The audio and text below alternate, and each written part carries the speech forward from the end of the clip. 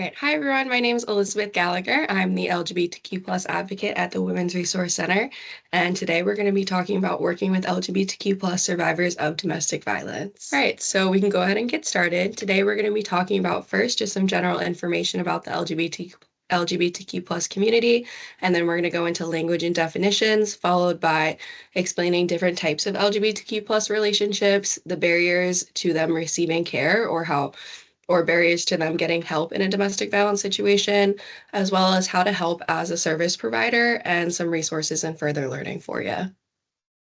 So I always like to start out with some statistics just to show that this is actually a very prevalent issue and it also affects all people in the community. So nearly 1/3 of LGBTQ plus adults age 65 and older live at or below the federal poverty level. This is compared to 1/4 of non-LGBTQ plus adults, as well as 47% of bisexual older men and 48% of bisexual older women also live at or below the federal poverty level, and 48% of transgender older adults. So this is just to show like some of those added intersectionalities that elder LGBTQ plus folks face. So not only are they dealing with their identity and abuse in these situations, but there's also that added level of financial insecurity that can make it so much harder to leave. And then just to show the prevalence, 22.1% of LGBTQ plus adults over age 60 have reported that they themselves have been harmed by a caregiver, as well as 25% reported knowing someone who had been mistreated, and 60% had experienced psychological abuse. So what we can see from this is that we have pretty high numbers of elder abuse, especially in the LGBTQ plus community.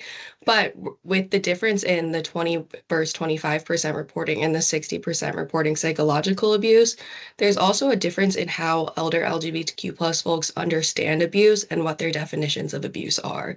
So to them, abuse may not necessarily be called abuse when it is just psychological abuse, but really they just only qualify it as physical abuse. So it's also about understanding these different types of abuse that LGBTQ plus elder folks can face. And then another part on just how diverse our community is, 1 in 5 LGBTQ plus older adults is a person of color, and it's projected that by 2050, that number will rise to 40%. So that was just some quick statistics. We're not going to get too far into that, but I just wanted to show the data that we do have out there on LGBTQ plus elder abuse. And while it is sparse, there's not too much information out there, we do know that the numbers are absolutely higher than their non-LGBTQ plus counterparts, and there are a lot of added other intersectionalities and levels of abuse that these people are facing. Okay, so now we're going to get a little bit more into just the general identities of LGBTQ plus folks. So these are two graphics I like to use in pretty much every presentation. We have the gender unicorn and the gender galaxy. The gender unicorn is a nice graphic, especially for kids if you're trying to explain the basics of what LGBTQ plus identities look like. I really like this graphic because it really shows that everything is on a spectrum and no one necessarily has to fit in just one box with that identity. So up top, we have gender identity. This is what you know in your head that you are and how you would like to identify to the world. There are so many different identities out there that we can't even list all of them, but your standard ones for this would be man, woman, trans woman, non-binary, or any other words that someone would like to use to identify with. And then as you can see on these graphics, it kind of starts at like a starting point over on the left, and then we move on an arrow to the right. So that can show you can either be, all the way on the left where maybe you don't really feel super connected to this identity. Maybe you just like were a cis woman, born a woman, and you know that because that's what was told, but you don't necessarily feel super connected to that identity yourself. Or you can be all the way on the right where, I absolutely am a woman. I've thought through every single part of it. This is who I am. I want to be seen completely as a woman in every single aspect of my life. This can range for anyone. They can be anywhere on the spectrum, as well as any other identity. So for man, manliness, masculinity is also a different part of this. And then the third one is just other genders. So it's a little bit harder for other genders to kind of even fit on this scale because they don't even get their own identities in it. But it can be a good scale for at least like trans folks to look at and be like, okay, yes, I want to identify as a man, but a little bit more in the middle. Maybe I still have some femininity aspects to it, but I am a man. That also plays a lot into gender expression. So these are all obviously very connected because how someone identifies will relate to how they express themselves.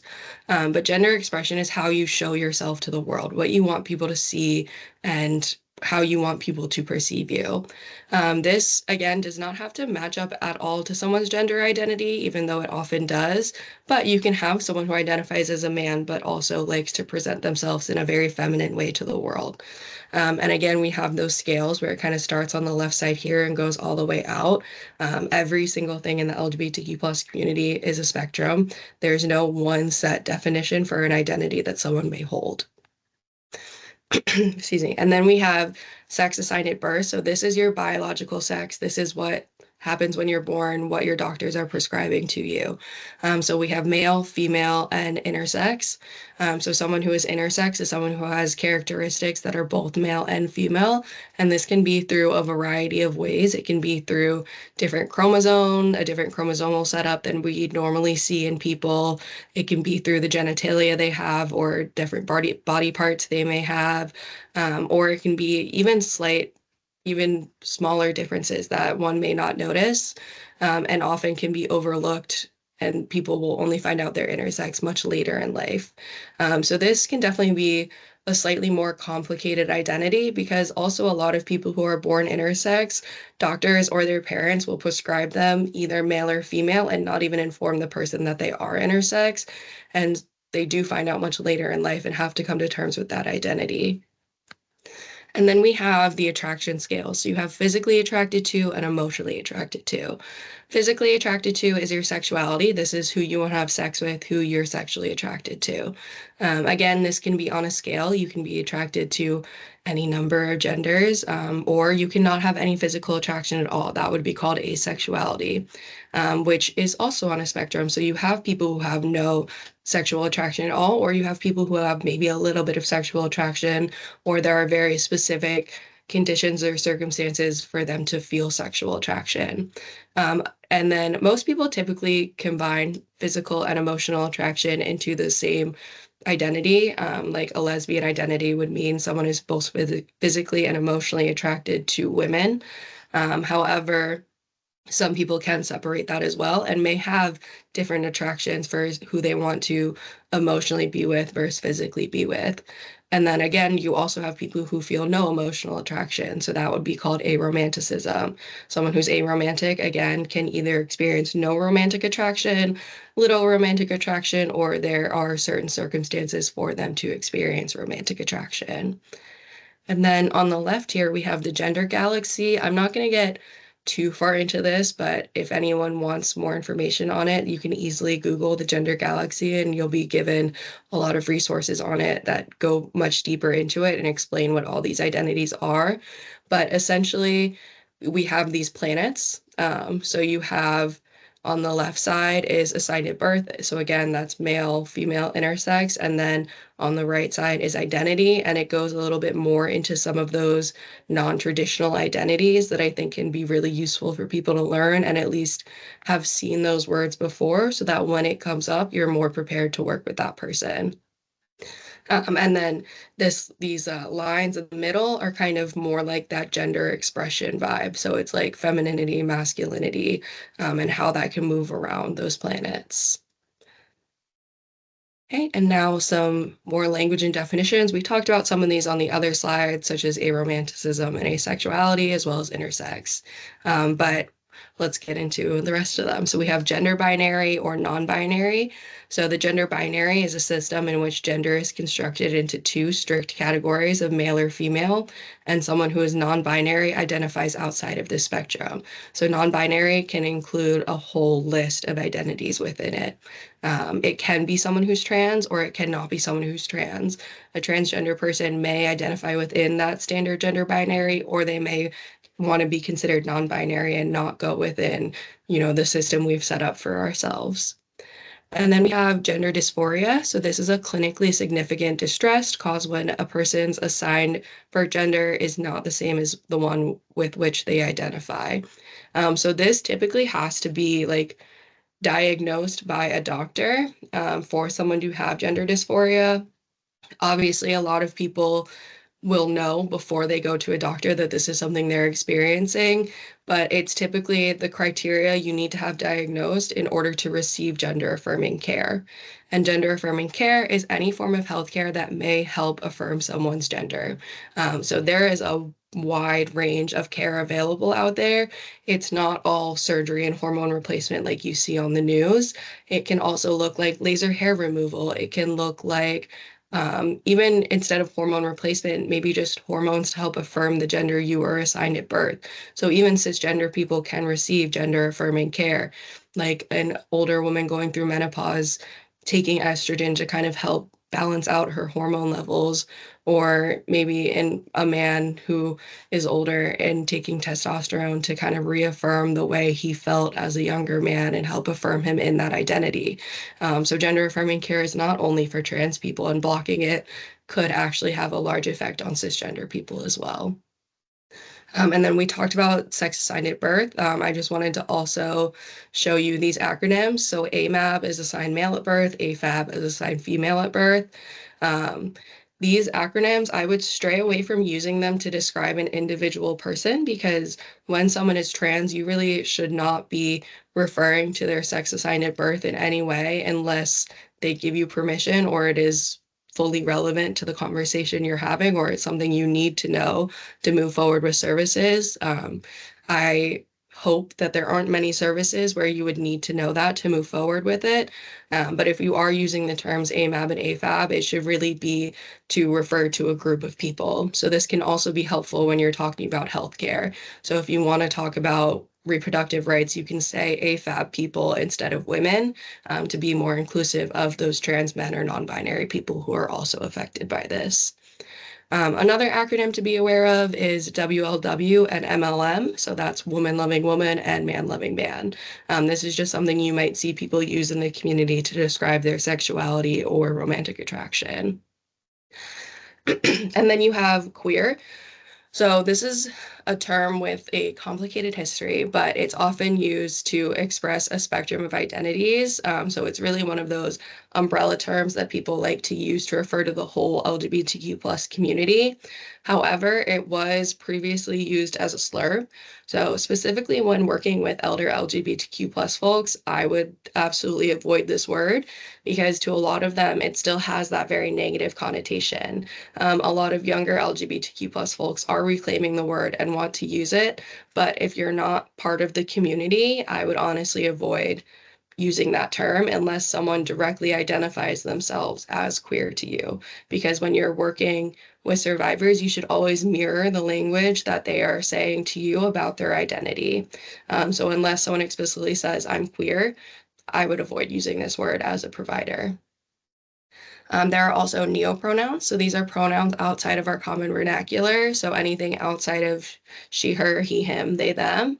The three most common ones that I've personally seen are Z, zers, years, and Z, zers, years, just spelled slightly differently, as well as fey, fair, fairs. These are quite rare, especially when you're working with elder LGBTQ plus folks. You probably won't see this very often, but I just like to bring it up so that you're aware that if you do meet someone with this, you're not kind of totally taken off guard and you feel a little bit more prepared to work with them and use these new pronouns. And then we went over aromantic and asexual demi. So you can either be demi-romantic or demisexual. These are the people who may experience a little bit of that attraction, but it needs to be a specific circumstance or it's just a little bit. So it's kind of that in between of aromantic or alloromantic. Alloromantic and allosexual just means experiencing romantic and sexual attraction.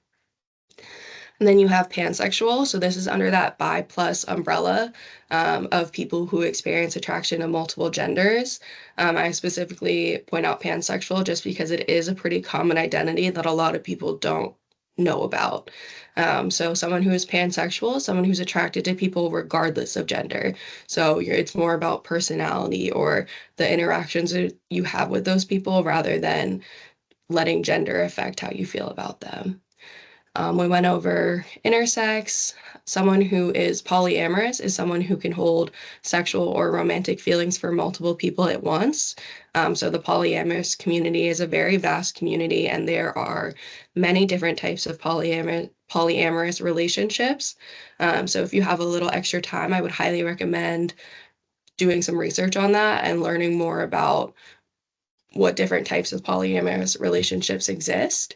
It is definitely becoming a much more popular identity, and we're starting to see a lot more people who are in these open relationships or in relationships with multiple people.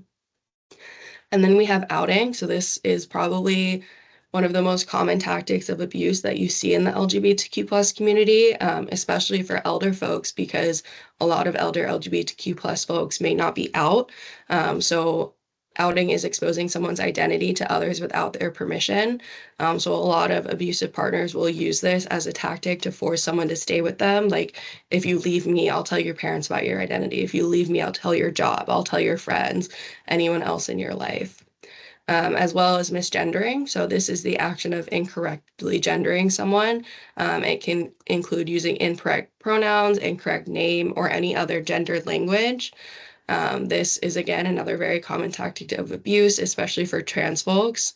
Their partners will often make them feel negatively about their identity or purposely misrepresent their identity to bring them down. Okay, and then a little bit more on the types of relationships you can see with LGBTQ plus folks. So a lot of people will use the term queer relationships. This is quite literally any LGBTQ plus relationship. If you have someone who is part of the LGBTQ plus community in a relationship, it's a queer relationship. This can be a bi woman with a cisgender heterosexual man. This can be two gay men together, two queer women, two trans people, any any form of relationship that involves at least one LGBTQ plus person can be counted in this category. These are like the standard romantic relationships that you think of when you think of a relationship. But you also have queer platonic relationships. So this is a non-romantic relationship. This, again, can look a lot of different ways for different people, but it's kind of that step above friends, but not necessarily a romantic partner. This is for people who may be aromantic or asexual, but still have a very strong connection with someone, and they choose to spend their lives together and build that relationship with each other. So a squish is a term for a queer platonic crush. So if you like someone, that's a squish.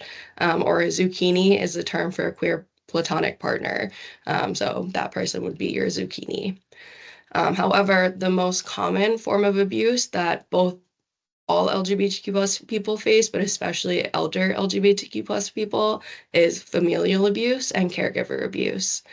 So this is not necessarily a romantic relationship, but more of that interpersonal relationship where when you depend on someone to care for you, if you have these medical needs, you might not have a choice to leave them, especially if it's your family. That might be someone who, you know, you have spent your whole life with, you love them, they're part of your family, you don't want to leave them. But as an elder LGBTQ plus person or an elder person in general, you're much more at risk and more vulnerable to facing abuse from these people who are taking care of you. So this is the LGBTQ plus power and control wheel. It's what a lot of people in the domestic violence field like to use. But actually, since we're talking about elder LGBTQ plus folks, there's some stuff that can be added to it as well. So as we see on this outer wheel, this is these broad societal issues that people face. So we have heterosexism, homophobia, biphobia, transphobia, but we could definitely add in ageism. We could add in folks with disabilities, anything added to that. There are a lot of different intersectionalities, as I brought up earlier, that LGBTQ plus folks face. You know, you might have someone who is a trans person of color who is also facing racism on top of the transphobia they're facing. And then we have this inner wheel. So that's different types of violence. So you have sexual, you have physical, you have emotional, and you have financial. There are a lot of different types of abuse, and it can look different in every single situation. And typically, if it's not physical or sexual violence, this is when people start to discount their own experience and might not even believe that they are facing abuse. But it is still abusive and it's still very harmful to people. And again, especially elder folks are very vulnerable to financial abuse. A lot of the time, either their children will have charge of their accounts, or someone else will be the one who's paying for their housing, the one who is in charge of making sure they get that medical care that they need. So there is, again, that added level of vulnerability for this community. And then these inner like pie slices are different tactics that abusers may use. So I'm not going to go through and read all of them, but again, this is a very easily accessible graphic. So if you want to learn more about each of these tactics, you can just Google the LGBTQ plus power and control wheel, and you'll be able to find more information on this. So some barriers to receiving care can be fear of police, lack of LGBTQ plus specific programs, untrained employees, societal stigma, a fear of leaving, or the fear of not being able to find someone else. This can absolutely be heightened in the elder community because first of all, the numbers are just much lower of people who are part of the LGBTQ plus community, as well as especially if you're living in a retirement community or a home or anything like that, you're kind of stuck with those same people, and it makes it so much harder to leave. There's a lack of support, a fear of discrimination, any added intersectionality someone is facing, a lack of trust in the legal system, fear of being outed, non-inclusive shelters, just having nowhere to go in general, as well as financial issues. So I'm going to do a quick activity for everyone who's listening through. I want you to just kind of think through this in your head and think about what you would do if you were Loretta in this situation. So as I go through, I want you to think of at least three people in your life that you would go to for comfort or help in a domestic violence situation. And I want you to hold them up on your fingers. This can be 3 to 5 people, as many as you would like. Now I'm going to walk you through Barbara and Loretta's relationship. So Barbara and Loretta met 3 years ago after Barb's husband died, and they both moved into the same retirement facility. After meeting, they quickly fell in love and have been happily together for the past couple of years. However, they aren't out to anyone else in the facility because they know that many of the other residents and even some of the employees are very homophobic, and they fear there will be a negative reaction to their relationship. However, they were still able to arrange it so that they're living together as roommates, which is a very common situation for elder LGBTQ plus folks where they like to present themselves as roommates instead of being out and open about their relationship. So Barb has always had a temper, but recently Loretta has noticed Barb getting agitated more easily, and she's been verbally abusive towards her anytime they argue. Loretta's scared and wants to leave before this escalates any further, but she doesn't know where to go next. She's lost most of her family except her sister, who's in an end of life care facility. So, if any of those people on your finger are family members, please put that finger down. Um, all of her friends either currently live in the same facility where she's not comfortable being out, or they're out of state and she doesn't want to bother them with this. So, if any of those fingers are friends, please put them down. She has very little money saved up, and at this point, she doesn't think she'd be able to find any other housing outside of her current care facility. She's also scared of how Barb will react to finding out she wants to leave. And when she went to look up the change of room form at their facility, it asked details on why she would need to switch rooms, as well as they told her they would inform Barb of the switch.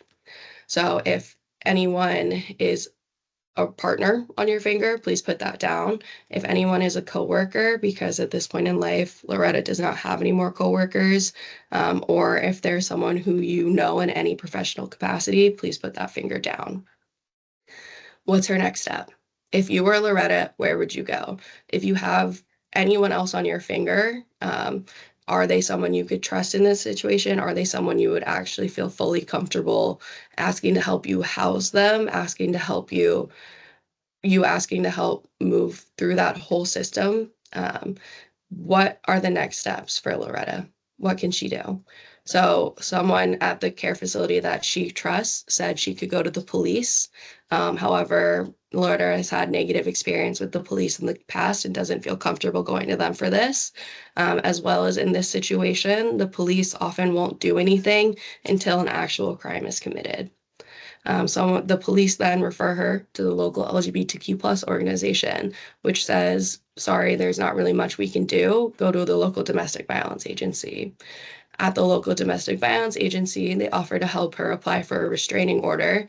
However, they've warned her that it's unlikely to be approved without any threat of physical violence. And they offer her space in the shelter. But Loretta wouldn't have access to a lot of the medical care that she needs there, and they have a maximum month-long stay. So this activity is just to show how hard it can be to navigate this system.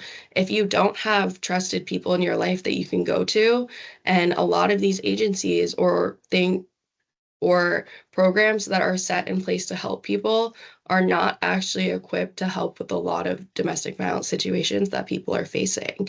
Especially if in this situation, maybe Loretta was being harmed by someone who worked at the facility, then she might not have anyone to go to because she needs this medical care. She needs the extra support that you can get at this retirement home. So unfortunately, this is what a lot of LGBTQ plus people are facing when they do actually try to get help. Either the help is not equipped to help them, or they just don't have anyone to help them through this system that is unfortunately very hard to navigate if you're not knowledgeable about it. But let's get into some ways that you can help as a provider. So this first slide is going to be how you can help as an individual, and then we'll go into more about how an organization can help. So as an individual, don't assume. When someone walks in or calls you or you meet with someone for the first time, don't assume anything about their identity and don't assume anything about their relationship. A lot of the time, domestic violence providers or anyone working in the system will automatically assume that the masculine partner is the one who is the perpetrator and the more feminine partner is the one who's the victim. But that is absolutely not true. Even in cisgender relationships, there are a lot of men who face abuse as well. Something that can be very helpful is sharing your own pronouns. So when you first meet someone, just adding your pronouns into that introduction can make them feel more comfortable sharing their pronouns with you. It can kind of be a small signal that you are a safe space, as well as trying to mirror their language. As I mentioned earlier, when someone introduces themselves to you using specific words for their identity, you should always use those same words when talking about their identity as well. Stay educated. Do what you can to learn more about the LGBTQ plus community and stay up to date on a lot of the harms that are happening to the LGBTQ plus community or any policies that are being put in place that may affect them or may affect how you can work with them. Ask appropriate questions. I always add in the word appropriate here because some people will ask very invasive questions to LGBTQ plus folks. But I want you to put yourselves in their shoes and try and think about how you would feel if someone asked you that question.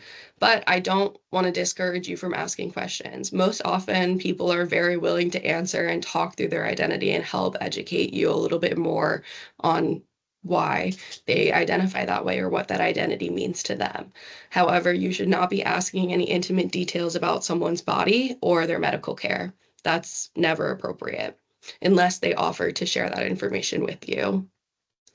And then treat them as you would anyone else. When an LGBTQ plus person walks into your office, I can guarantee you that they are scared, especially if they're coming from abuse and they're looking to get help. It's a very nerve-wracking moment for them. All the trauma they've faced and all the issues, the barriers they've come to, even to get to this point of talking to you. Just treat them how you would anyone else walking into your office with kindness and understanding, and try to help them how you can in the ways that you know how. If you do mess up, apologize and move on. If you do misgender someone, if you do use the wrong pronouns, it's just a quick, oh, I'm so sorry, correct yourself, and then move on. Don't then turn it into them having to comfort you for your mistake. Oftentimes, someone will be a little overboard with it. They'll be like, oh my God, I'm so sorry. I can't believe I did that. I'm the worst person in the world. I'll never do that again, blah, blah, blah, and keep going on. But that, again, just turns the situation to putting you as the victim and then them in turn having to comfort you for your mistake. So if you say she instead of him, be like, oh, sorry, him, move on, and then correct yourself in the future. As well as speak up if you see something. This is something anyone who wants to be an ally to any community should be aware of. If something bad is happening, if you see something that doesn't feel right, if you see something that is outwardly discriminatory to someone else, speak up. If you're part of that community, if you're the one facing that discrimination, it's so much harder for you to say something and speak up for yourself in that moment.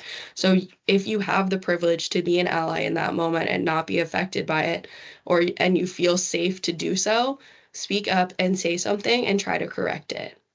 As well as do your best to connect with local LGBTQ plus organizations, at least knowing their name and what programs they have so you can more easily show your clients who are part of the community what else is out there and available for them. Also, a lot of LGBTQ plus orgs would love to collaborate with anyone who is part of the domestic violence system. You can go to their events, you can be a name out in the community and make sure that you're well known and that your programs are well known for people who may need it. And then ways to help as an organization. Advertisement is a huge part of it. A lot of LGBTQ plus folks simply don't know what programs are out there and available to help them. Especially when you're talking about elder LGBTQ plus folks, make sure you're not solely advertising online. Make sure you have some in-person programs, some in-person flyers. You give flyers to any retirement communities around you or anything like that so that people can see it and just know what's available. As well as creating LGBTQ plus specific programs can make a huge difference. If Loretta came to the local domestic violence organization and they had a LGBTQ plus specific support group, maybe she could get connected with that and talk to people who have been in similar situations as her and may have really helpful advice on how to move forward. As well as hiring LGBTQ plus staff. This is a big one. As an LGBTQ plus person looking to get help, when you see someone who's part of your community working there, who's openly, who is very open about their identity, that's a very good signifier that this is going to be a safe place for you, that this is somewhere you want to go and someone that you know you can trust. Updating forms to be more inclusive, making sure you have a wide range of gender options or even just a box to write it in is the best way to do it. As well as respecting non-legal name changes. I understand that in the domestic violence world, there are a lot of cases where you need to use someone's legal name, but do everything you can to avoid that. Do everything you can to respect someone who has a chosen name, but maybe hasn't gone through that process of legally changing it yet. Make sure your staff are trained in cultural competence, not just for LGBTQ plus folks, but for people of color, for people who have disabilities, for almost any identity someone may have. Make sure that your staff is able to still work with that person in a culturally competent manner and meet them where they are. As well as do your best to advocate for legislative changes. As we've seen in the past couple years, and as we're going to see moving forward, there are a lot of policies and initiatives that are very harmful to LGBTQ plus folks, especially transgender people. So do what you can to fight back. Do what you can to go to any legislative sessions and advocate for your clients, advocate for people who need help, and just fight back. Don't let this just happen. Okay, and then some resources and further learning. The Los Angeles LGBT Center is an amazing resource. They have a lot of self-guided trainings that you can do on your own time that are specifically about LGBTQ plus domestic violence. As well as for anyone in Rhode Island, queerri.com is an amazing resource that has pretty much every single LGBTQ plus resource in the state listed on their website. I highly recommend checking it out and even maybe making a resource list based off of what they have on that website. Loveisrespect.org is a domestic violence website that has a lot of information and articles you can read up on, as well as some stuff specifically for LGBTQ plus folks. Sage is the best resource out there for LGBTQ plus elder people. Sage is an amazing resource. Their website has a ton of articles and learning. A lot of those statistics I got earlier were from Sage. So I highly recommend checking them out or even doing what you can to partner with them and move forward. The National Center on Elder Abuse is also a great resource. They have some information on LGBTQ plus folks specifically, but also just a ton of information on elder abuse in general. The Trevor Project is a great place for if you have any LGBTQ plus people in your life. The Trevor Project has a lot of resources for you as a friend of LGBTQ plus people or as an ally, and how to be a better ally, as well as I've included the Women's Resource Center hotline number. This is my organization, so if you have any questions or you would like to connect with me in any way, feel free to give us a call, and I would be happy to chat and give anyone more information or go more into depth on anything we didn't necessarily go into depth on in this presentation. But thank you for having me, and thank you for listening. I hope you continue learning and doing more things like this.